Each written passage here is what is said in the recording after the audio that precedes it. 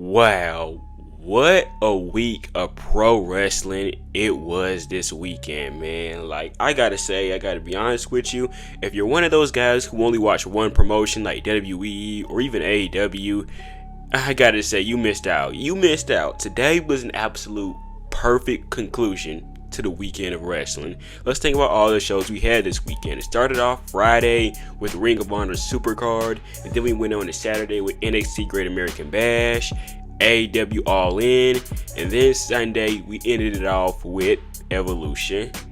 Now, I know you're probably thinking, you left out Saturday Night Main Event, and I gotta be honest with you, I cannot group Saturday Night Main Event with all those three shows. All those three shows were either really good or absolutely outstanding. Saturday Night Main Event was not on the same level as any of those shows. I hate to do it, but I cannot group it with any of those shows.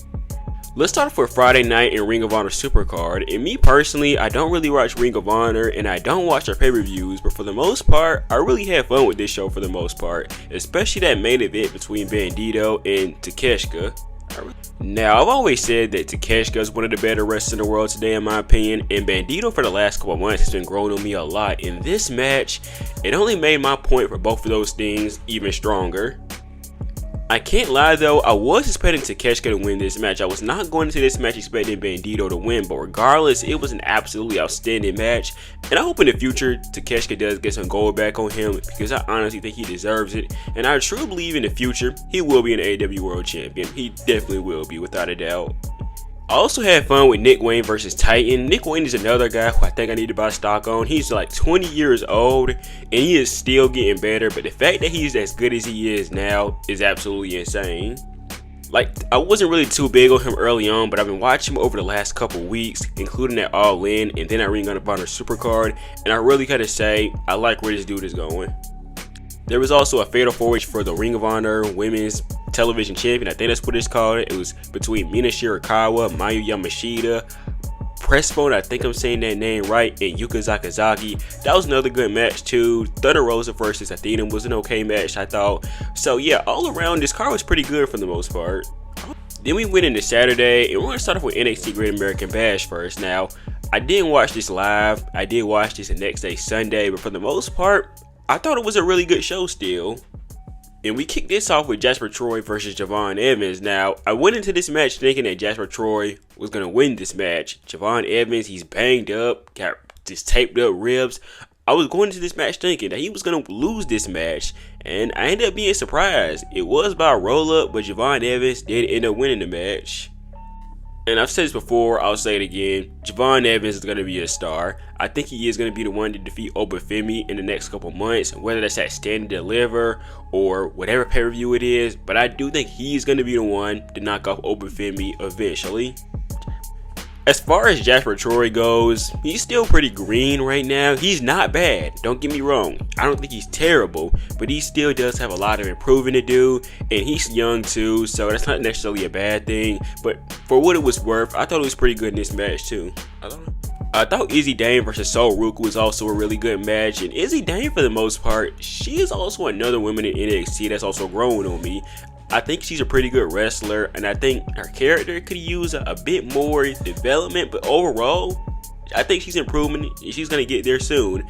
And then I think the next match was Ricky Saints versus Ethan Page in a Falls Count Anywhere match. That was probably easily the best match on the card. These two guys were absolutely tearing it up all around the arena.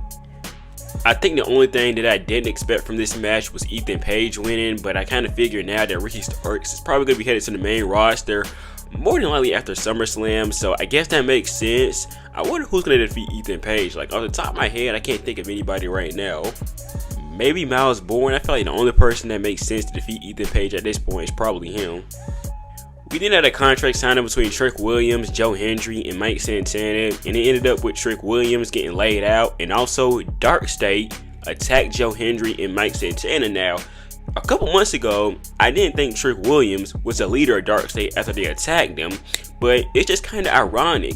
After every Trick Williams promo, after every time somebody calls out Trick Williams, somebody ends up getting laid out, and it's usually the person who talks about Trick Williams or lays him out after that.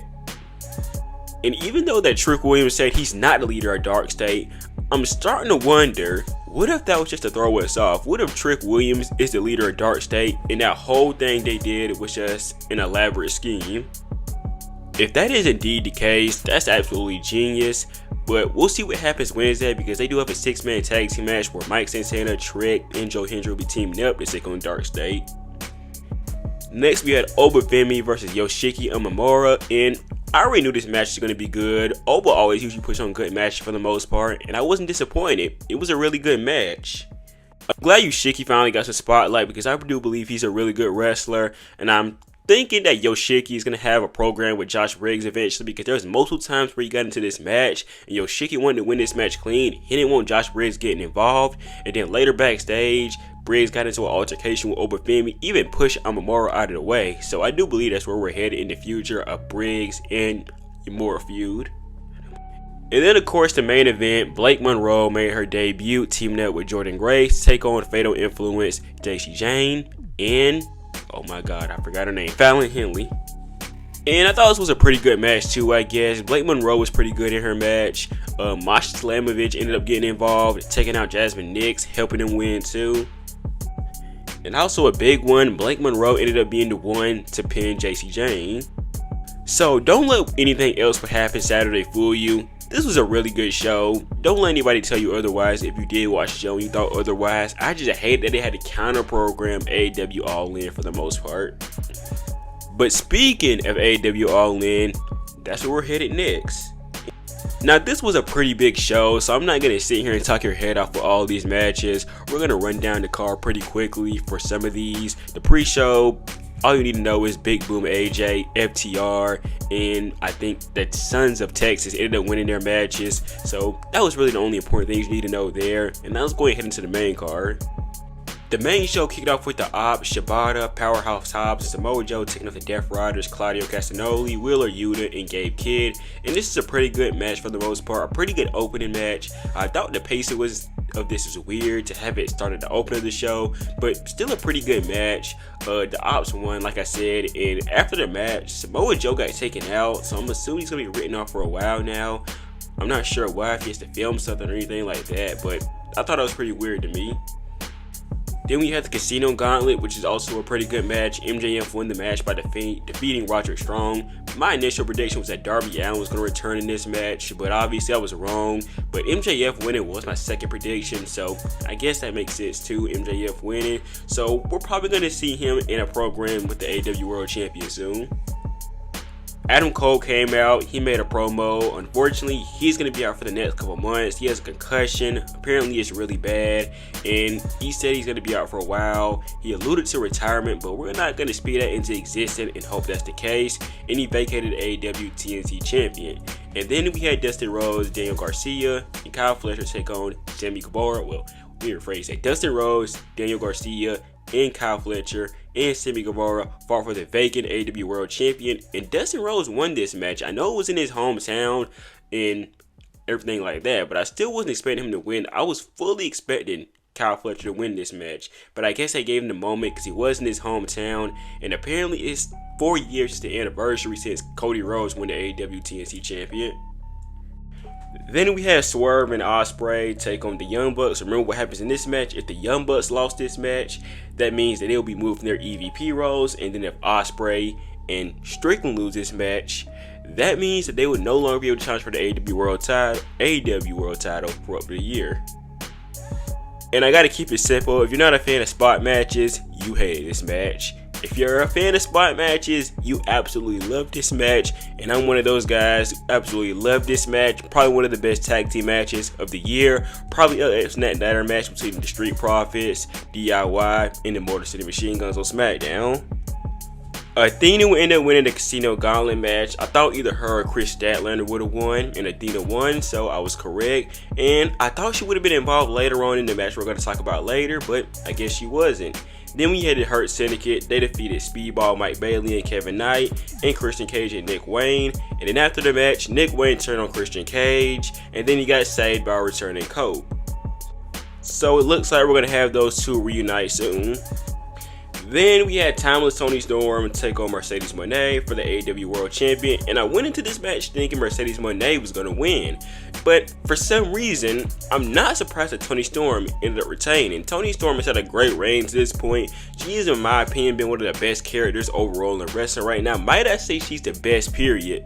And I'm not really mad she lost. I was rooting for Mercedes Moné, I gotta be honest, but I'm not at all upset that Toni Storm won. Like, she's having so great of a reign to the point where if she loses, you might be a little upset. And then if she wins, you're like, okay, she's having a great reign. Don't ruin it. Let it keep going.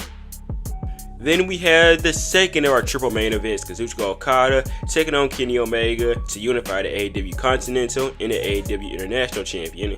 And Okada won. And this is a really good match, but probably still one of the worst matches that Kenny Omega and Okada have done. And here's the thing. This being their worst match somehow is not a bad thing, because they've had so many great matches to the point where you're like, okay, this being their worst match is not a bad thing whatsoever. It was still a great match, by the way, but this was still one of the worst matches out of the trilogy. But that's what you expect. Okada's a lot older, Kenny Omega's a lot older, and the fact that they still put on a great match anyway is still good to me. Finally, the main event, we had Hangman Adam Page and Jon Moxley in a Texas death match for the AEW World Champion. And kind of like I said with Ospreay and your Young Bucks and all those guys, if you don't like Texas death matches, you hated this match, it made you cringe a bit.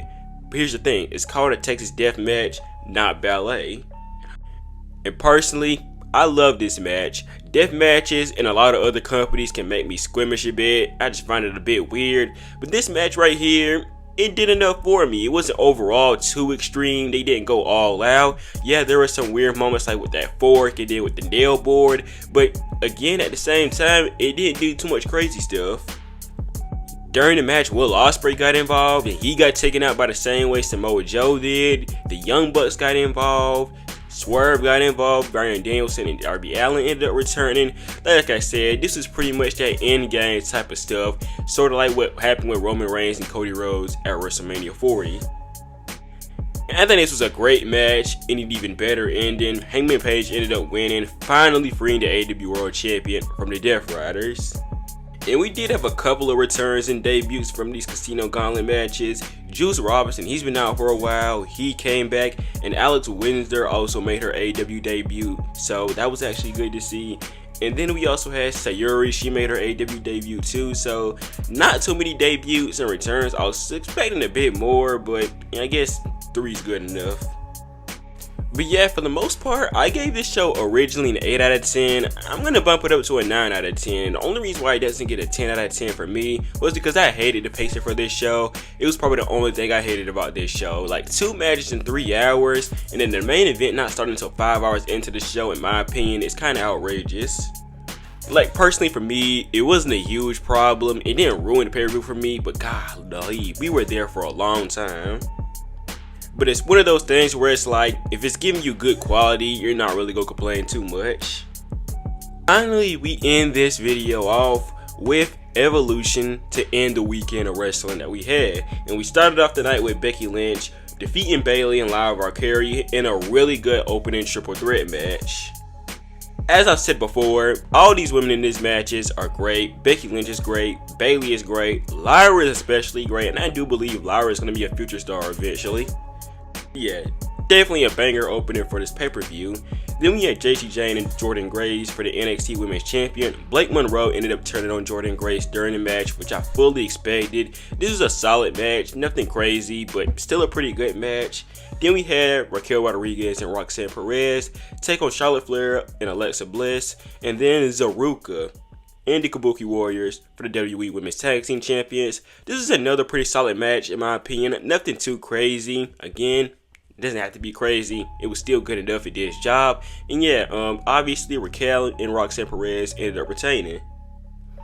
Then we had Tiffany Stratton take on Trish Stratus for the WWE Women's Champion. And this is another match that was pretty solid. Nothing too crazy once again. And that was the deal with a lot of these matches. A lot of these matches weren't necessarily crazy, but they were still pretty good.